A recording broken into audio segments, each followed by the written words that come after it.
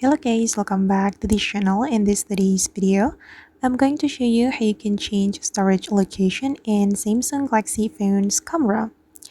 Okay, let's get into it guys. First thing first, of course, we have to open our camera application in our Samsung Galaxy phone. This is my camera application and I'm going to open it. And then we can go to the camera setting. Click on the setting icon on the top left. Then you have to find the storage location.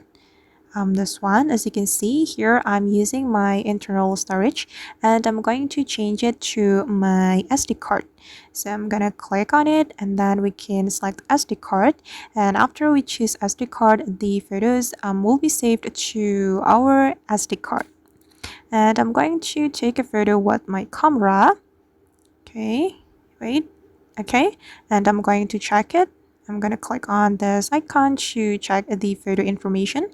And as you can see here, guys, the photo has been saved to my SD card.